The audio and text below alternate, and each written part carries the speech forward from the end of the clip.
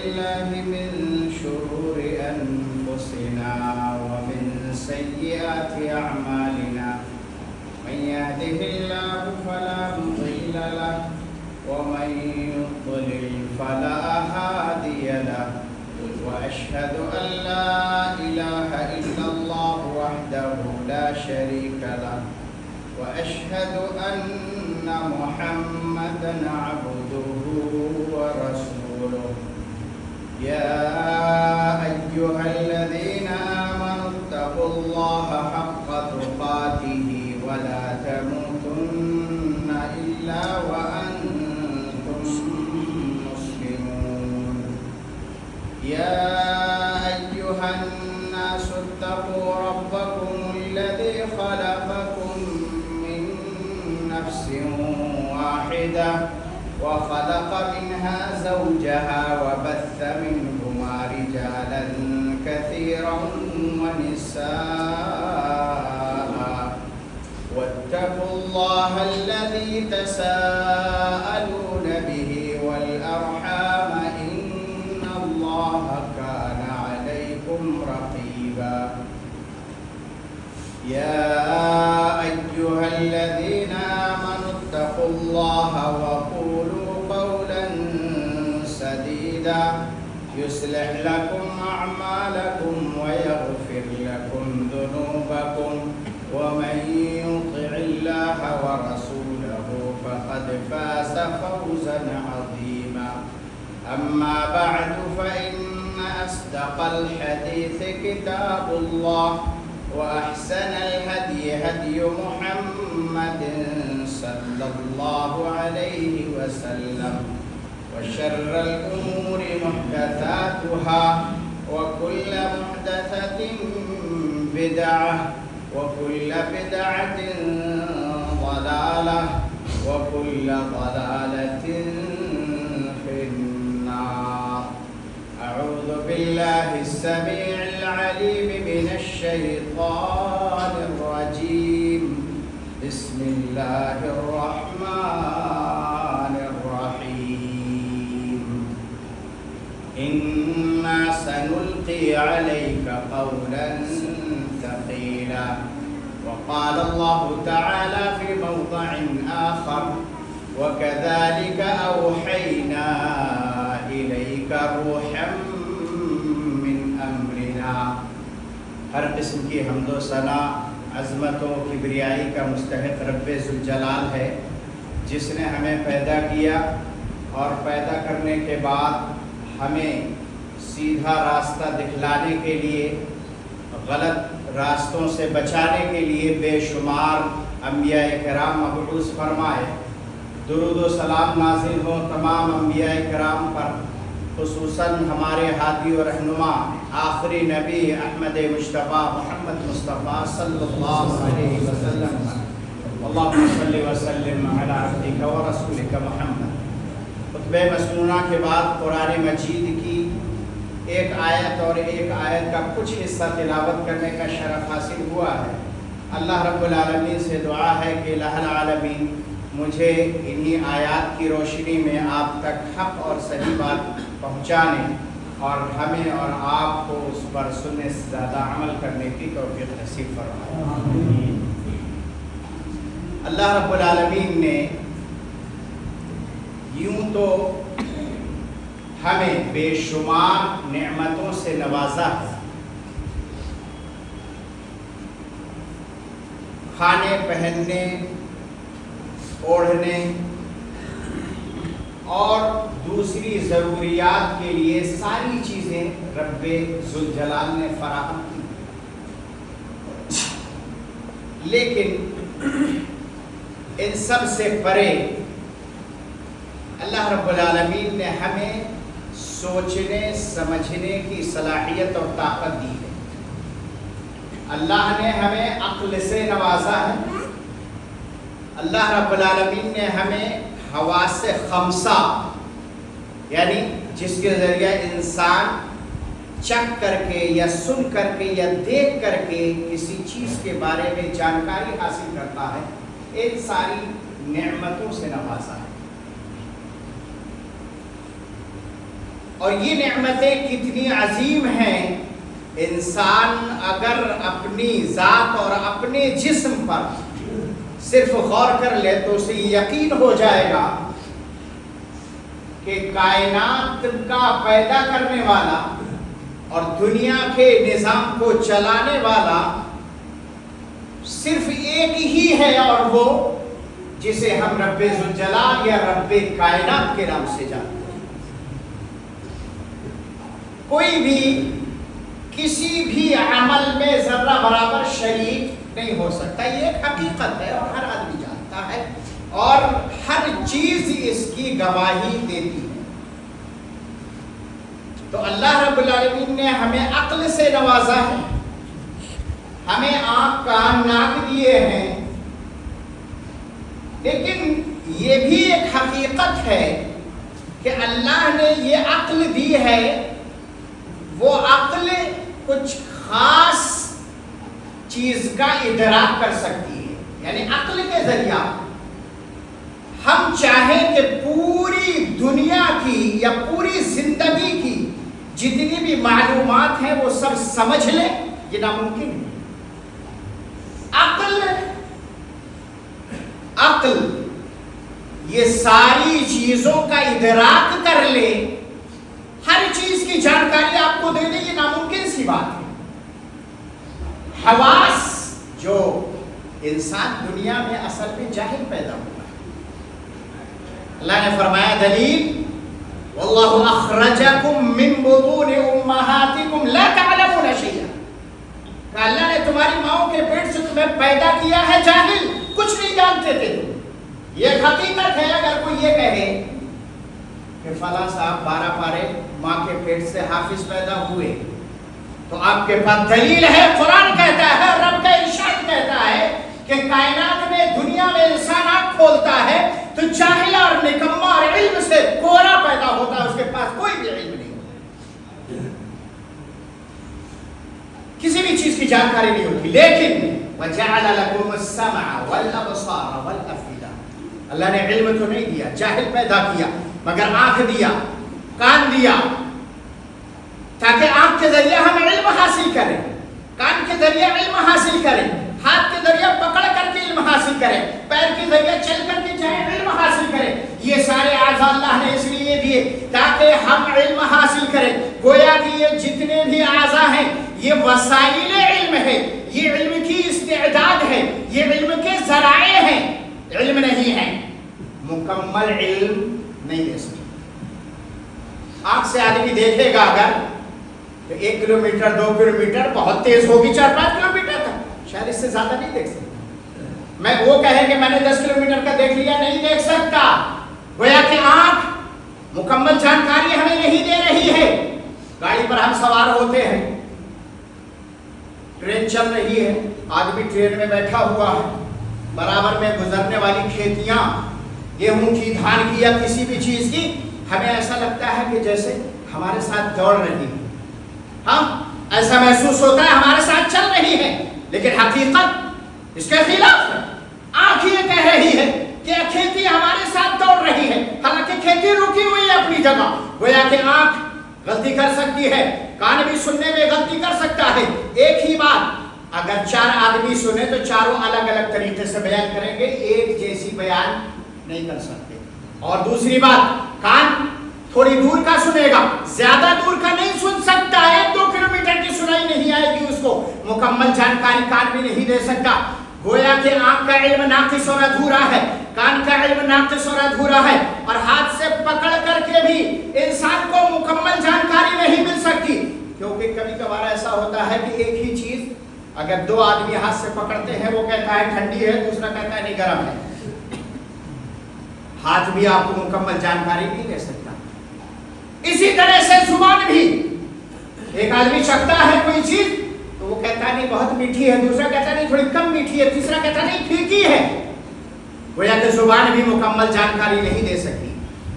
غور سے سنیے گا، آگے کی بات ساری تبھی سمجھ میں آئے گی جب آپ اس کو سمجھیں گے۔ گویا کہ انسان کی عقل مکمل جانکاری نہیں دے سکتی، ناقص ہے مکمل علم دینے میں، انسان کے اعضاء علم دینے میں ناقص ہیں، ادھورے ہیں۔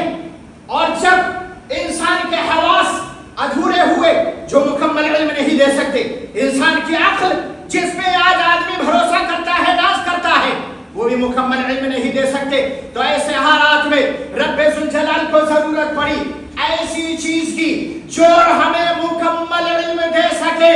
اور سنو، وہ مکمل علم دینے والی کوئی اور چیز نہیں، وہ رب ذوالجلال کی وحی ہے، جو وحی ہم کو مکمل علم دے سکتی ہے۔ اور وحی کی دو شکلیں ہیں، ایک قرآن ہے اور دوسری حدیث ہے۔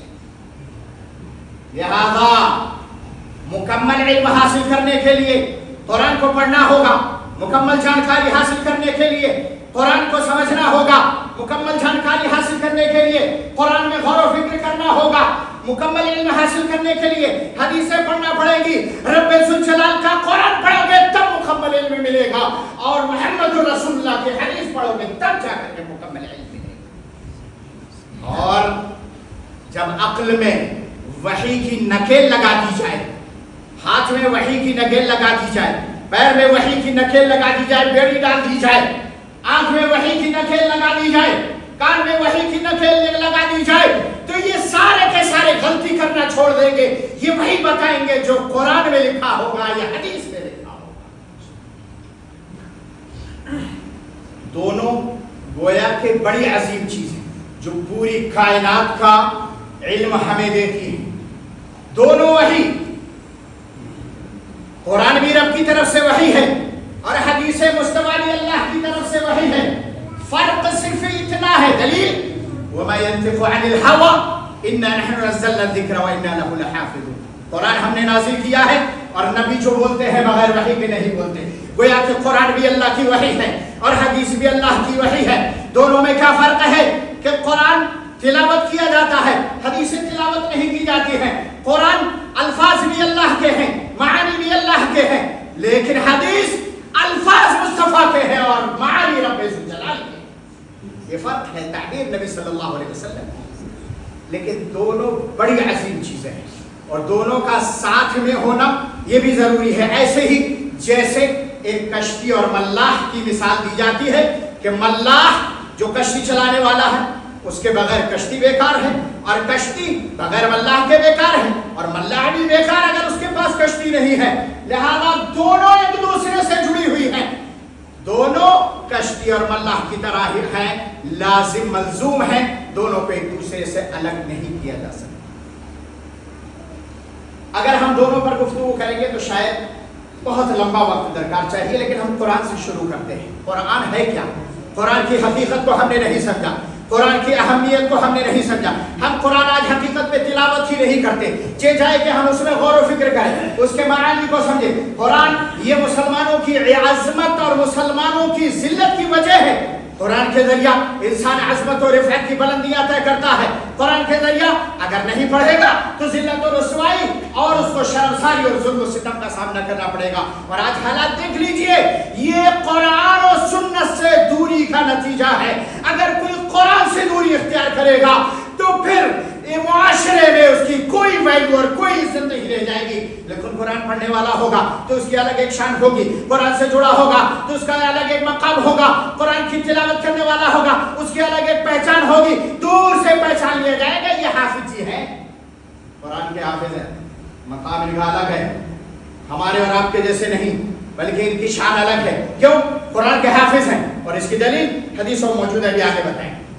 قرآن کا جو لفظ ہے اس کے دو معنی عموماً جو بیان کیے جاتے ہیں، ایک یہ کہ ایسی چیز جس کو پڑھا جائے، قرآن بمعنی مقروء، قرآن پڑھی جانے والی کتاب ہے، حقیقت ہے، ہر انسان پڑھتا ہے کہ قرآن کی تلاوت کرتا ہے، اگر واقعی مومن مسلمان ہے تو وہ پڑھتا ہے، تو قرآن گویا کہ پڑھی جانے والی کتاب ہے۔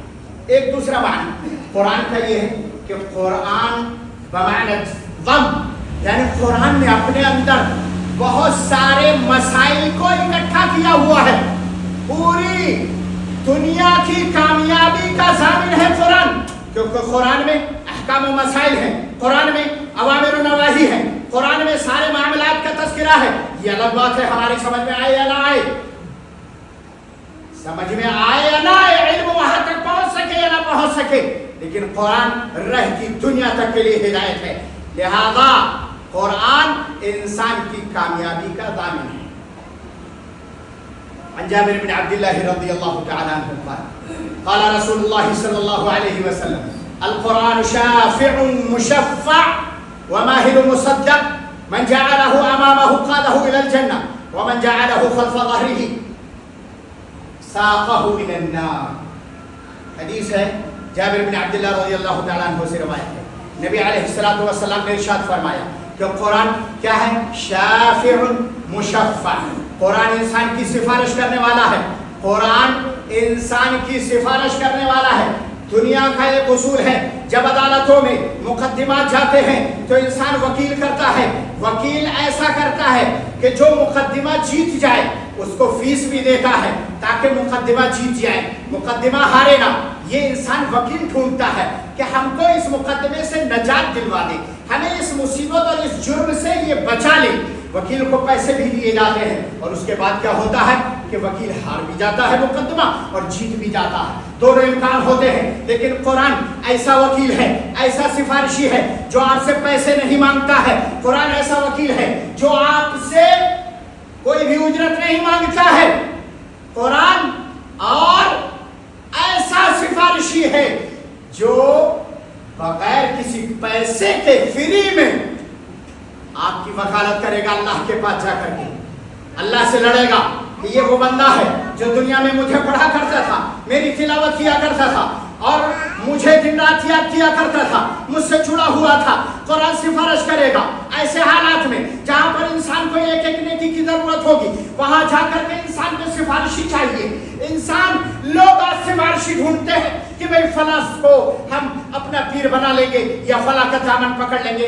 ہمیں کچھ کرنے کی ضرورت نہیں ہے، نماز کی ضرورت نہیں ہے، روزے کی ضرورت نہیں ہے، عبادات کی ضرورت نہیں ہے. ارے ہم کہتے ہیں سنو، رب ذوالجلال نے اتنا عظیم اور اتنا بڑا وکیل تمہیں دے دیا ہے جو بغیر کسی پیسے کے رب ذوالجلال کے یہاں جہاں پر اچھے اچھوں کی بولنے کی ہمت نہیں ہوگی، کوئی زبان نہیں کھول سکتا، وہاں رب کا قرآن تمہارے لیے بولے گا اور سفارش کرے گا. وہاں جا کر کے ہم کو سفارش کی ضرورت ہے. کس کو نہیں چاہیے ایسا وکیل؟ القرآن شافع سفارش کرنے والا ہے. لہذا سفارشی پکڑو تو ایسا والا جو پیسے بھی نہ لے، اور مشفع اس کی سفارش قبول کی ہوئی ہے، مقدمہ جیتا ہوا ہے. ایسا سفارشی جس کے بارے میں کنفرم ہے کہ یہ ہمیں مقدمہ جیتا دے گا.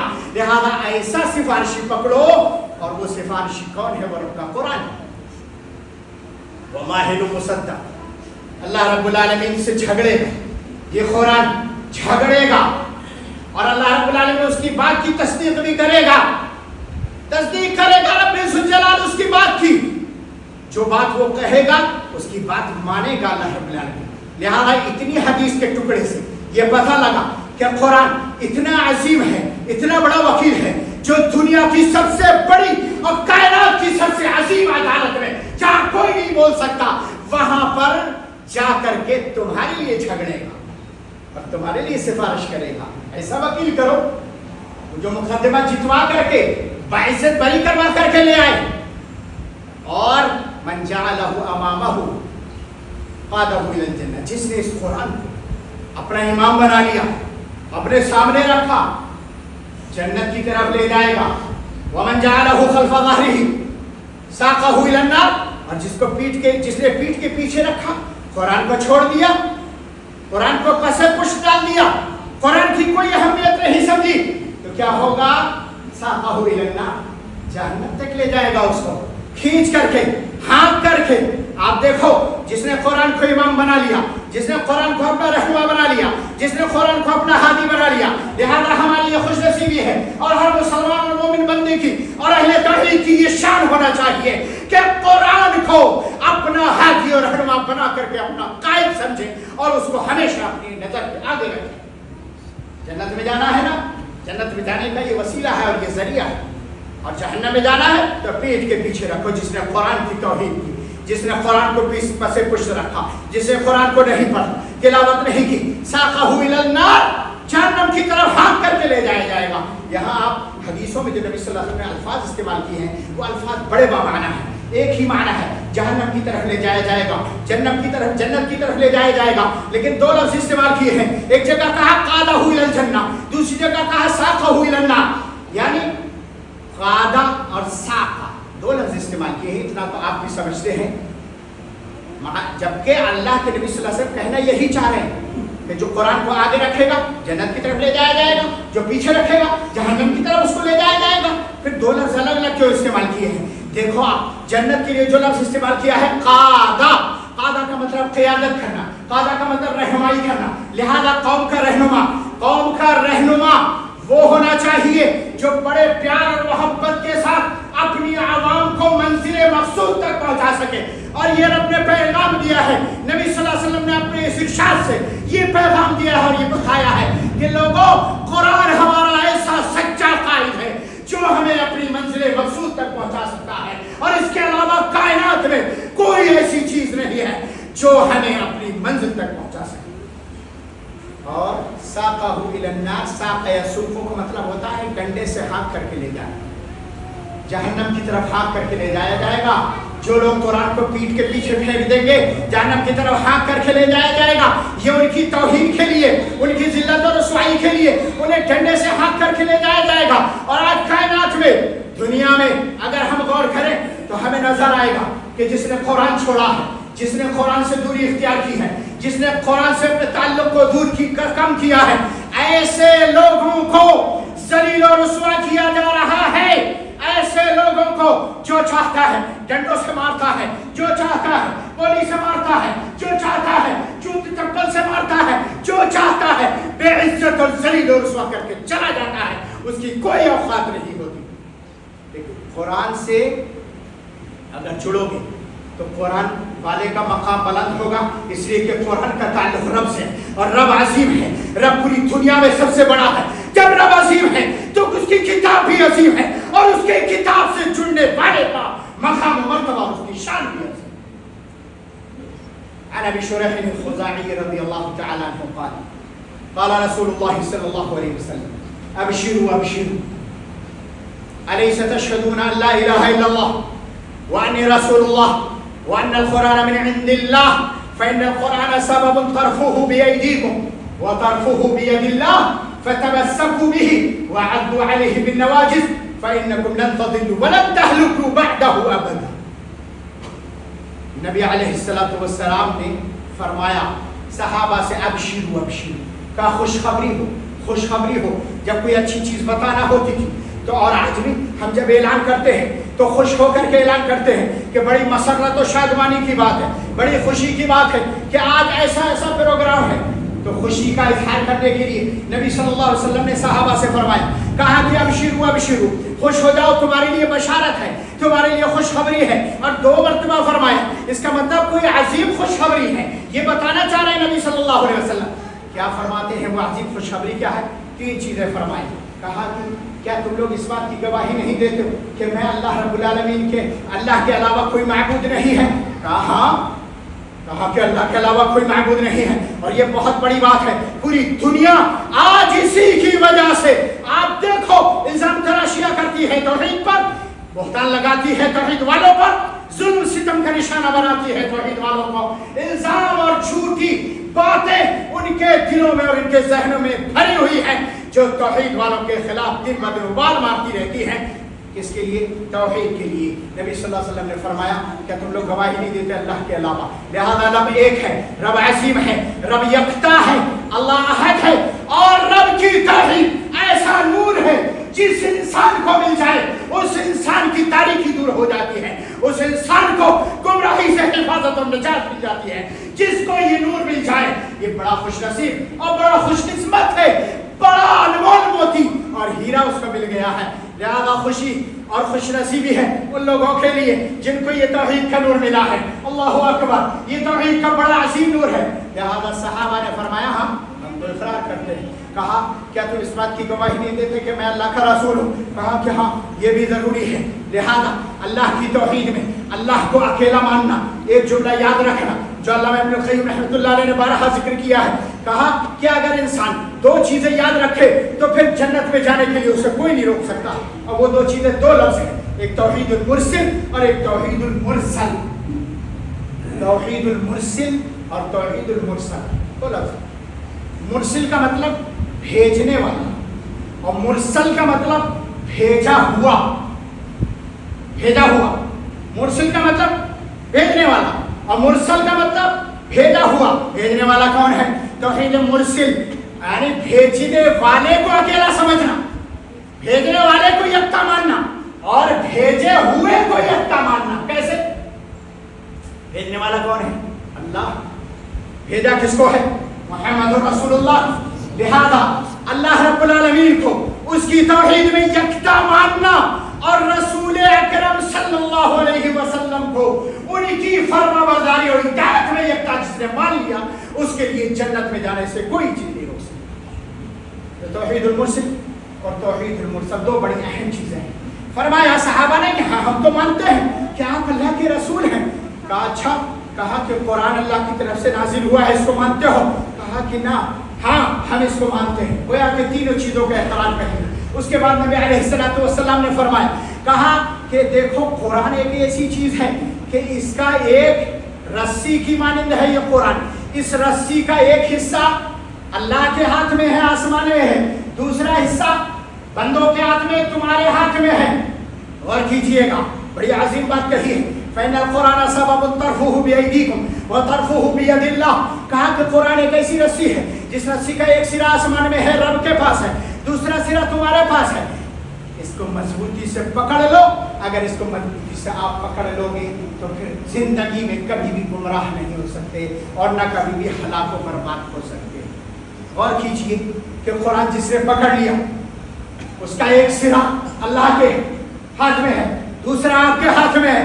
جتنی مضبوطی سے آپ پکڑے رہو گے اتنا مضبوط آپ کا تعلق قرآن سے ہوگا اور قرآن کے بعد رب سے ہوگا. اور جتنا تمہارا قرآن سے دوری ہوگی رب سے تعلق کمزور ہوتا چلا جائے گا. اور اس کی مثال آپ ایسے سمجھیں, ہیٹر ہے نا, ہیٹر جانتے ہیں, چولہا جس پہ پکاتے ہیں بجلی والا. ہیٹر کا اگر تار سوئچ میں لگا دو تو جلنے لگے گا, روشن ہو جائے گا, شعاعیں اس کی پھوٹنے لگیں گی. ہاں, کوئی آدمی اس پر ہاتھ رکھے گا, ہاں مر جاؤں گا, زخم ہو جائے گا, انگلی جل جائے گی. تار لگا ہے ادھر, بجلی آ رہی ہے, کرنٹ آ چکا ہے, کوئی بھی اس کے قریب نہیں جائے گا. جو بیٹھے گا دور ہو کر کے بیٹھے گا, کہیں ایسا نہ ہو میں جل جاؤں, کہیں ایسا نہ ہو میرے کرنٹ لگ جائے. لیکن وہاں سے تار نکال دیا, سوئچ سے تار نکال دیا, ہیٹر بجھ گیا. ہیٹر کی کوئی اوقات نہیں. ہیٹر آدمی جو چاہے گا ہاتھ سے چھوئے گا اور آئے گا تو پیر سے بھی ادھر ادھر کر دے گا. جب چاہے گا, جس وقت چاہے گا, جیسے چاہے گا اس ہیٹر سے کھیلے گا, اسے کوئی دقت نہیں ہے. لیکن ہاں اگر اس میں لائٹ ہے, تار جڑا ہوا ہے, تو ہیٹر کی شعاعیں نکل رہی, سب دور رہیں گے, ڈر کر کے رہیں گے. ایسے ہی قرآن ہے. قرآن کا تعلق رب سے ہے, قرآن کا تعلق بندے سے ہے. لہذا بندہ جتنی مضبوطی سے اپنے تعلق کو قرآن سے جوڑ کر کے رکھے گا, کسی کی دنیا میں یہ طاقت نہیں ہے کہ آپ کی طرف آنکھ اٹھا کر کے دیکھے, یا آپ کا بال بیکا کرے, یا آپ کو ظلم و ستم کا نشانہ بنائے. لیکن قرآن سے جب دور ہوگا, قرآن سے جب تعلق کمزور ہوگا, جو چاہے گا لتیا کر کے چلا جائے گا, جو چاہے گا تھپڑ مار کے چلا جائے گا, جو چاہے گا ڈنڈے سے آپ کے اوپر برسا کر کے چلا جائے گا, جو چاہے گا آپ کو ظلم و ستم کا نشانہ بنائے گا. لہذا پتہ یہ لگا کہ قرآن سے ہمارا تعلق ہوگا تو ہماری الگ شان ہوگی, قرآن سے ہمارا تعلق ہوگا ہمارا الگ مقام ہوگا. قرآن سے اگر ہم جڑے رہیں گے تو ہماری شخصیت دور سے پہچانی جائے گی. میرے بھائیوں, یہ قرآن کی عظمت ہے اور کیا چاہیے. لہذا اسی لیے آپ نے سنا ہوگا کہ قرآن رمضان کے مہینے میں نازل ہوا تو رمضان بن گیا, لیلۃ القدر میں نازل ہوا تو شب قدر بن گئی. قرآن مکہ میں نازل ہوا تو قرآن مکہ حب البلاد اللہ بن گیا, سب سے بہتر شہر بن گیا. اور قرآن جس عضو پر نازل ہوا انسان کے دل پر, وہ عضو سارے اعضاء میں سب سے بہتر اور سب سے عمدہ ہے. کیونکہ دل مر گیا تو انسان مر گیا, ہارٹ اٹیک ہو گیا تو انسان کی زندگی ختم ہو گئی. اسی لیے اللہ نے فرمایا وَكَذَلِكَ أَوْحَيْنَا إِلَيْكَ رُوحًا مِّنْ أَمْرِنَا. اے لوگوں, ہم نے اپنی طرف سے روح نازل کیا ہے, روح نازل کی ہے. قرآن کو رب نے روح کہا जितने मुफस्सिरीन हैं सब ने कहा है कि यहाँ रूह का मतलब कुरान है, लिहाजा कुरान को अल्लाह ने रूह क्यों कहा है कि कुरान इंसान के अंदर है तो इंसान जिंदा है, कुरान से इंसान जुड़ा है तो इंसान जिंदा है, कुरान से दूर है तो इंसान मुर्दा है। जैसे इंसान के जिस्म से अगर रूह निकल जाए तो इंसान मुर्दा है, इंसान के जिस्म में अगर रूह ना हो तो इंसान मरा हुआ है, उसकी कोई कीमत नहीं है। लिहाजा कुरान ऐसे ही जिंदगी अता करता है जिस तरह से एक रूह इंसान को जिंदगी अता करती है। लिहाजा कुरान जिस मुआशरे में पढ़ा जाएगा वो मुआशरा ताबनाक होगा, जिस मुल्क में पढ़ा जाएगा वो मुल्क तरक्की करेगा, जिस सोसाइटी में पढ़ा जाएगा उस सोसाइटी में तब्दीली आएगी। और तो और ये कुरान इतनी ताकतवर चीज है कि अच्छे अच्छों के होश उड़ जाते हैं। और ये कुरान कोई मामूली चीज़ों के लिए नहीं है। लोगों ने धागों पे पढ़ने के लिए कुरान को इस्तेमाल किया, तावीज़ बनाने के लिए इस्तेमाल किया, कागज़ों पे पढ़ने के लिए कुरान का इस्तेमाल किया। अरे ये कुरान कोई मामूली चीज़ है? अरे कुरान की तोप से कम नहीं। एक आदमी अगर तोप लाए किसी मक्खी को मारने के लिए तो क्या कहेंगे आप? मक्खी को मारना हो तो किस चीज़ से मारेंगे? तोप जो फौज के पास होती है, वो तोप लाएगा मक्खी को मारने के लिए। पागल आदमी, इतनी बड़ी तोप लाने की क्या जरूरत है? ये तो एक हाथ से मर जाएगा, तो पागल कहेंगे ना। अब अगर कोई आदमी कागज पर, कोई आदमी धागे पर और न जाने किसकी चीज पर कुरान पढ़ करके गले में लटका ले, कमर में बांध ले या गले में बांध ले, तो फिर उसको आप क्या कहेंगे? अक्लमंद? उससे बड़ा बेवकूफ कोई नहीं। कुरान इसके लिए नहीं है क्या आप कागजों पे पढ़ो, कुरान इसके लिए नहीं है क्या आप धागों पे पढ़ो, कुरान इसके लिए नहीं है कि ये छोटी मोटी लकड़ियों पर नेजों पर पढ़ो। कुरान तो तोप है, तोप जो पहाड़ों को रेजा करने के लिए आई है, जो दिलों को तोड़ने के लिए आई है। ऐसी किताब है, इतनी अजीम और इतनी बड़ी किताब है, जुड़ोगे तो फिर कोई तुम्हारे करीब नहीं आएगा। लव अंज़लना हाज़ल कुरान अला जबल लरअयतहु खाशिअन मुतसद्दिअन मिन खश्यतिल्लाह, फट जाएगा ईमान। लिहाजा कुरान बड़ी खतरनाक तोप है। इस तोप को पढ़ो, इस तोप को सीने से लगा के रखो, तिलावत करो, इस तोप पर गौर करो और इसको समझो और उसके बाद अमल करने की कोशिश करो और अमल करने के बाद दूसरे लोगों तक इसका पैगाम जरूर पहुंचाओ। अल्लाह रब्बुल आलमीन से दुआ है कि इलाही आलमीन हमें कुरान को सुनने, समझने, जानने और उस पर अमल करने की तौफीक नसीब फरमाए। इलाही आलमीन कुरान से जुड़ने और कुरान से मोहब्बत करने की तौफीक अता फरमाए। इलाही आलमीन कुरान की तिलावत करने और उस पर गौर व फिक्र करने की तौफीक नसीब फरमाए। इलाही आलमीन हमें तौफीक के साथ साथ जो तूने इन नेमतों से नवाजा है उन नेमतों का हम शुक्र अदा करते हैं और साथ में कहते हैं कि अल्लाह हमें कुरान वाला, तौहीद वाला और अपने नबी का सच्चे मुत्तबा और सच्चा मुती और फरमाबरदार बना दे। इलाही आलमीन हमें अपने नबी सल्लल्लाहु अलैहि वसल्लम से सच्ची मोहब्बत करने वाला और आपके अहकाम पर अमल करने वाला बना दे। इलाही आलमीन हमारे दिलों में दीन से मोहब्बत और लगाव पैदा फरमा दे। इलाही आलमीन दुनिया के अंदर इज्जत, अज़मत और सरबलंदी के साथ जिंदा रख और जब खातिमा हो तो ईमान और तौहीद पर हमारा खात्मा हो। बारकल्लाहु लना व लकुम फिल कुरानिल अज़ीम व नफ़अनी व इय्याकुम बिमा फ़ीहि मिनल आयाति वज़ ज़िक्रिल हकीम। इन्नहु तआला जवादुन करीम मलिकुन बर्रुर रऊफ़ुर